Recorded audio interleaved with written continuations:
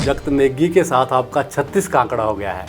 वो श्रीमान जी सीधा सराज पहुंच जाते हैं। बात करते करते आपदा में नुकसान हुआ है, उसके लिए जयराम दोषी है। सराज और जयराम, इसके सिवाय वो आगे पीछे कुछ नहीं बोलते हैं। राजनीतिक मतभेद हो सकते हैं, लेकिन यहाँ तो लग रहा है कि मनभेद हो गए हैं। ये देखिए, मनभेद का विषय होना नहीं चाहिए था, बेवजह का है और वो आदमी के व्यवहार पर निर्भर करता है। हम सदन में सुनते हैं, लोकतंत्र में अच्छा बुरा सुनने का दोनों तरफ से मन रखना चाहिए, लेकिन जिस सीमा तक वो जाते हैं वो बर्दाश्त के योग्य नहीं है। पंचायती राज जो चुनाव है उनको टालने के पीछे क्या मंशा लग रही है आपको? सीधी सी बात है, उनको लग रहा है कि चुनाव होंगे तो चुनाव का परिणाम उनके अनुकूल नहीं होगा और इसलिए जितना टाल सकते हैं टालिए। किसी भी विधायक को जो पैसा मिलना चाहिए, इतना पैसा बढ़ाया गया है, वो मिल नहीं रहा है क्या? लोग बोलते हैं कि आपने विधायक निधि का पैसा आपने हमको सैंक्शन तो भेज दिया लेकिन पैसा नहीं आया। और कई जगह तो लोग ये बोलते हैं कि सोचते हैं कि पता नहीं विधायक हमको गुमराह तो नहीं कर रहे, झूठ तो नहीं बोल रहे हैं, हमको बेवकूफ तो नहीं बना रहे। आपने सदन में जो है सुखू सरकार के फैसलों को रिव्यू करने की बात कही, लेकिन उसको ओपीएस की तरफ ले जाया जा रहा है, उसको किस तरह से देखते हैं? ओपीएस का ना जिक्र तब किया ना अब किया हमने, जिसमें हमारी सरकार के भी संस्थान खुले हुए थे वो भी बंद किए। धूमल जी की, वीरभद्र सिंह जी की गवर्नमेंट में भी संस्थान थे। बात तो वो थी, हमने कहा हम भी रिव्यू करेंगे और दूसरी बात हमने कहा रिव्यू करेंगे। धर्मशाला के तपोवन में शीतकालीन सत्र चला हुआ है और सदन के अंदर बाहर तीखी नोकझोंक देखने को मिल रही है। आज भी सदन में गहमा-गहमी देखने को मिली। सर, जिस तरह से सदन में हुआ और लगता है कि जख्त नेगी के साथ आपका 36 का आंकड़ा हो गया है। देखिए, मैं कभी भी किसी व्यक्ति के खिलाफ व्यक्तिगत रूप से चीज़ें नहीं बोलता हूँ, ना करता हूँ, लेकिन अब उनकी आदत बन गई है।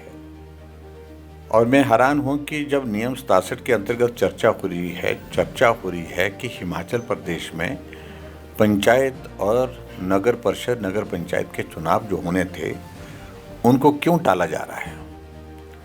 बात उस पर होनी, लेकिन वो श्रीमान जी सीधा सराज पहुंच जाते हैं। बात करते करते आपदा में नुकसान हुआ है, उसके लिए जयराम दोषी है। सराज और जयराम, इसके सिवाय वो आगे पीछे कुछ नहीं बोलते हैं और जो भाषा इस्तेमाल करते हैं उस पर आपत्ति है। एक मंत्री से उम्मीद की जाती है कि वो व्यवहारिक चीज़ बोले, ठीक जिम्मेवारी के साथ बोले, लेकिन जब गाली गलौज पर वो आ जाते हैं सदन के अंदर तो हमारी कोई मजबूरी नहीं है, विवशता नहीं है। सरकार की व्यवस्था, मुख्यमंत्री की व्यवस्था हो सकती है उस मंत्री को ढोने की, उस मंत्री को झेलने की हमारी कोई व्यवस्था नहीं है। और इसलिए हमने उनको कहा कि आप बोलिए, तथ्य पर बोलिए। जो आरोप आप लगा रहे हैं इन आरोप का कोई अर्थ नहीं है, मैं सिरे से खारिज करता हूँ, लेकिन फिर भी उसके बाद बोले जा रहे हैं। और इसलिए आपने इस बात को भी देखा होगा कि पिछले सत्र में विधानसभा के अंदर पूरे सेशन में भारतीय जनता पार्टी विधायक दल ने उनका बाइकआउट किया उस मंत्री का। और आज भी जिस प्रकार से वो बोल रहे थे, हमने विधानसभा के अध्यक्ष को बोला कि जब तक ये बोलेंगे, जब बोलेंगे, हम सदन के अंदर नहीं रहेंगे, बाइकआउट करेंगे, क्योंकि उसकी बातें सुनने के लायक है नहीं, क्योंकि वो तथ्य पर नहीं बोलते हैं। अब आप कल्पना करिए, ऐसा रेवेन्यू मिनिस्टर, जिस रेवेन्यू मिनिस्टर ने मेरे विधानसभा क्षेत्र में जहां 33 लोगों की जिंदगी चले गई, परिवार चले गए, घर चले गए, उनके ऊपर मामले दर्ज कर दिए, एक नहीं 3 मामले दर्ज किए। ऐसे में निश्चित रूप से जो है वो उसका व्यवहार जो है मुख्यमंत्री को आकलन करना चाहिए। और इसलिए मेरा व्यक्तिगत रूप से किसी बात को लेकर के नहीं, लेकिन जिस तरह के आरोप लगाते हैं, चिल्ला करके बोलते हैं, गाली गलौज करके बोलते हैं, वो मुख्यमंत्री की व्यवस्था हो सकती है, सरकार की व्यवस्था हो सकती है। हमें उस सारी चीज़ से कोई लेना देना नहीं, हमारी कोई मजबूरी नहीं, इसलिए हम उसको बाइकआउट किए हुए हैं। सर, राजनीतिक मतभेद हो सकते हैं, लेकिन यहाँ तो लग रहा है कि मनभेद हो गए हैं। नहीं, देखिए, मनभेद का विषय होना नहीं चाहिए था, बेवजह का है और वो आदमी के व्यवहार पर निर्भर करता है। हम सदन में सुनते हैं, लोकतंत्र में अच्छा बुरा सुनने का दोनों तरफ से मन रखना चाहिए, लेकिन जिस सीमा तक वो जाते हैं वो बर्दाश्त के योग्य नहीं है। सर, विधायक निधि को लेकर भी आज नारेबाजी की है विपक्ष ने। क्या स्थिति है विधायक निधि? क्या किसी भी विधायक को जो पैसा मिलना चाहिए, इतना पैसा बढ़ाया गया है, वो मिल नहीं रहा है क्या? देखो, विधायक निधि बजट सत्र के अंतर्गत, एक बजट प्रोविजन के अंतर्गत विधायकों को दी जाती है। बाकायदा बजट में मुख्यमंत्री ने इसका प्रावधान किया है। हमारी सरकार थी तो हम भी करते थे। और जब बजट में जब किसी स्कीम के अंतर्गत जो है वो आपने बजट का प्रावधान किया है, बजट ईयर मार्क्ड है कि 2,10,00,000 रुपए विधायक क्षेत्र विकास निधि एक विधायक को मिलेगी और वो अपने क्षेत्र के विकास पर उस पर खर्च करेगा। हम अपनी स्कीमें डीसी को भेज चुके हैं, डीसी ने आगे भी सैंक्शन भेज दी है, लेकिन कई महीनों से पैसा नहीं आ रहा उसमें। लोग बोलते हैं कि आपने विधायक निधि का पैसा आपने हमको सैंक्शन तो भेज दिए, लेकिन पैसा नहीं आया। और कई जगह तो लोग ये बोलते हैं कि सोचते हैं कि पता नहीं विधायक हमको गुमराह तो नहीं कर रहे हैं, झूठ तो नहीं बोल रहे हैं, हमको बेवकूफ़ तो नहीं बना रहे हैं, क्यों चिट्ठी आई पैसा नहीं आया। और उधर से पंचायत के प्रतिनिधियों का कार्यकाल पूरा हो रहा है, ऊपर से आपदा। प्रदेश सरकार तो पैसा देने की स्थिति में है नहीं, लेकिन प्रदेश सरकार के पास जो विधायक निधि का जो ईयर मार्क जो बजट है उसको भी बंद करके रखा है। उसमें रिलीज करने के लिए हमने कहा कि उसको पैसे को रिलीज करो, ताकि फाइनेंशियल ईयर जो है क्लोजर की तरफ बढ़ रहा है, तो ऐसे में तुरंत जो है वो नहीं तो वो लैप्स हो जाएगा। वो पैसा जारी करो और जारी करके ताकि हम काम कर सकें, लेकिन नहीं दे रहे हैं। ये मैं समझता हूँ कि बहुत ही दुर्भाग्यपूर्ण स्थिति है हिमाचल प्रदेश की जो आज की तारीख में है। सर, आपने ठेकेदारों का भी जिक्र किया कि ठेकेदारों का पैसा रोका हुआ है और कमीशन लेकर जो है कुछ ठेकेदारों का पैसा रिलीज़ किया जा रहा है। ठेकेदार बोल रहे हैं ना, अब ठेकेदारों की हालत देखिए। कांग्रेस पार्टी के नेता जो पुराने जिन लोगों ने काम करके रखे हैं, ठेकेदार जो हैं, चाहे किसी पार्टी के भी हैं, उनको कहते हैं कि आपका पैसा हम जारी कर देंगे, लेकिन उसके लिए कमीशन चाहिए। आरोप गंभीर आरोप है और अधिकारियों के ऊपर लग रहे हैं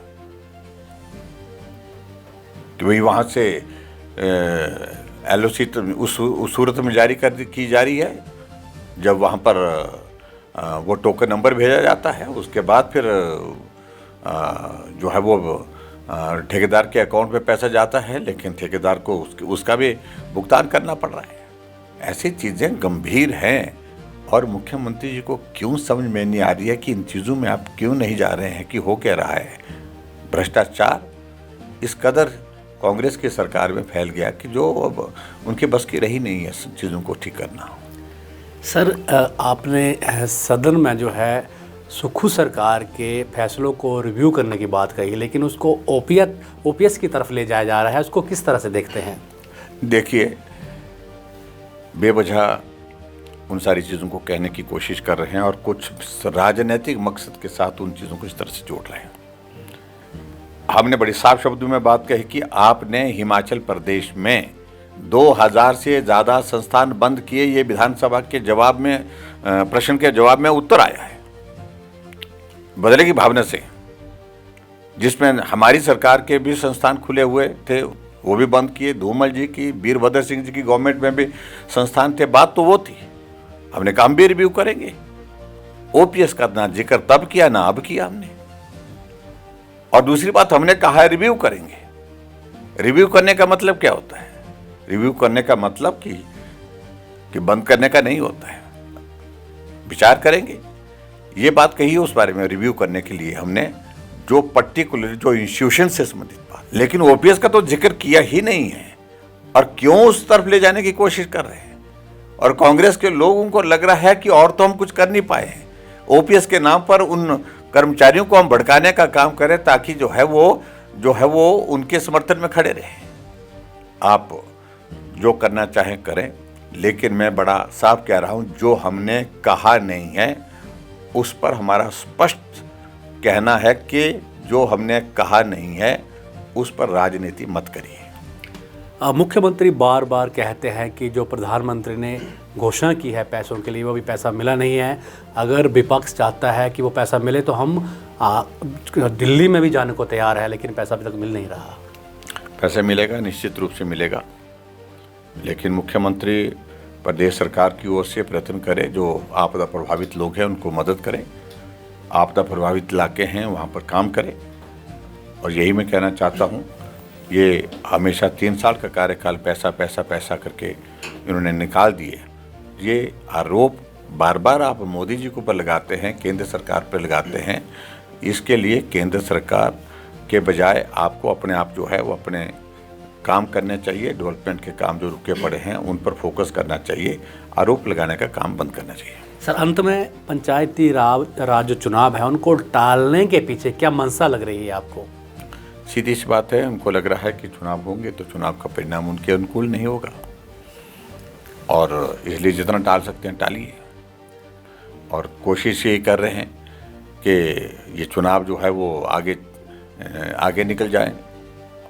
बेवजह से, बिना वजह के चुनाव टाले जा रहे हैं। डिजास्टर एक्ट का हवाला देकर के चुनाव टाले जा रहे हैं। स्टेट इलेक्शन कमीशन कह रहा कि हमारी तैयारी पूर्ण है। डिप्टी कमिश्नर को कहा, स्टेट इलेक्शन कमिश्नर के जो मटेरियल छपा पड़ा है उसको लेकर के जाइए, वो लेने के लिए तैयार नहीं। तो इसलिए एक संवैधानिक संस्था के साथ भी इस प्रकार से व्यवहार करने सरकार का ये उचित नहीं है। पंचायत के चुनाव किसी सूरत में टालने नहीं चाहिए, होने देना चाहिए। सर, लेकिन चुनाव जो है सिंबल पे होते नहीं हैं, तो कहीं इसके पीछे आर्थिक संकट वजह तो नहीं लग रही है आपको? नहीं, कोई वजह चाहे जो मर्जी हो, जैसा मर्जी हो, लेकिन उसके बावजूद सरकार को ये भी स्पष्ट कर देना चाहिए, अगर ऐसी वजह है तो बता देना चाहिए कि आर्थिक स्थिति ठीक नहीं है। इसलिए डिजास्टर एक्ट का बहाना लेकर के, डिजास्टर के लिए तो अब कर तो रहे नहीं कुछ भी, लेकिन उसके बावजूद इसके बहाने से आप चुनाव टालने की कोशिश कर रहे हैं, तो ये उचित नहीं है। तो बिल्कुल डिजास्टर एक्ट के बहाने चुनाव को टालना सही बात नहीं है। सर, आपने समाचार फर्स्ट से बातचीत की, आपका बहुत बहुत धन्यवाद।